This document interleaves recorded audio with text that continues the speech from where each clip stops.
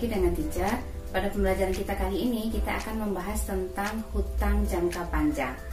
Yang pertama yang akan kita bahas adalah pengertian hutang jangka panjang. Hutang jangka panjang adalah kewajiban yang jangka waktu pemenuhannya itu lebih dari 1 tahun. Kalau dia dilunasi dalam waktu lebih dari 1 tahun atau 1 periode akuntansi, maka itu disebut dengan hutang jangka panjang. Jenis-jenis hutang jangka panjang ada hutang hipotek, hutang wesel jangka panjang, dan hutang obligasi. Hutang hipotek adalah hutang yang jaminannya adalah aktiva tetap tidak bergerak atau aset kita berupa tanah dan bangunan. Lalu ada hutang wesel jangka panjang. Hutang wesel jangka panjang biasanya penarikannya itu di atas 30 hari atau berada pada kisaran 60 sampai 90 hari.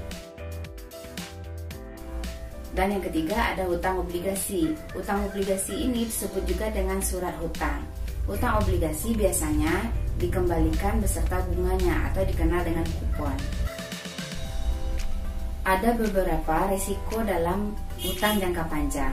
Yang pertama, semakin lama jangka waktunya, maka semakin tinggi juga risiko untuk tidak dikembalikan oleh pemilik hutang. Yang kedua, memperoleh sumber dana yang terbatas. Yang ketiga, hutang merupakan beban tetap yang harus ditanggung oleh perusahaan. Yang keempat, memiliki target atau waktu jatuh tempo yang telah ditentukan. Yang kelima, terpengaruhnya nilai saham perusahaan akibat tinggi atau rendahnya nilai hutang. Baiklah, kita akan bahas satu persatu, yaitu tentang hutang hipotek dulu.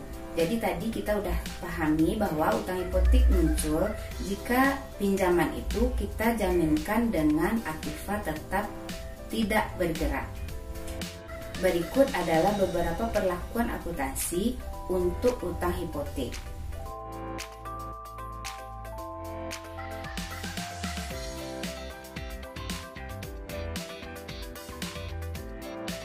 Untuk lebih jelasnya, mari kita lihat contoh soal berikut. Pada tanggal 1 Oktober 2019, PT Barubuka meminjam uang dengan jaminan gedung dan tanah sebesar 100 juta. Lamanya pinjaman 5 tahun dengan bunga 12% per tahun. Bunga dibayarkan saat pelunasan angsuran. Biaya yang dibebankan oleh bank adalah sebesar 250.000. Diminta, buatlah jurnal pada saat penutupan hutang hipotek, yang kedua pada saat penyesuaian 31 Desember 2019, dan pada saat pelunasan tahun pertama 1 Oktober 2020. Untuk jurnal saat penutupan hutang hipotek, maka kasnya berkurang sebesar biaya banknya dari total hutang, yaitu 100 juta rupiah.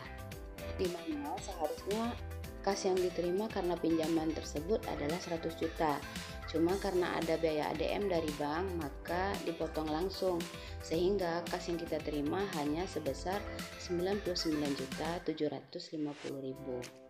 Untuk jurnal yang B, yang diminta adalah penyesuaian bunga terhutang, yaitu dari bulan Oktober sampai Desember, terhitung sebanyak 3 bulan. Perhitungan bunganya seperti biasa, 3/12 dikali besarnya bunga dikali total hutang. Pada awal tahun, maka kita perlu membuat jurnal balik untuk bunga terhutang yang tadi, yaitu hutang bunga pada beban bunga sebanyak 3 juta rupiah. Pada saat pelunasan, maka perhitungan besarnya cicilan adalah diperoleh dari total hutang dibagi jangka waktu hutang. Lalu di debitnya juga bunga 1 tahun, serta kasnya adalah cicilan ditambah bunga. Demikianlah materi kita hari ini. Untuk kelanjutannya mengenai hutang wesel jangka panjang dan hutang obligasi, kita akan bahas pada video pembelajaran berikutnya.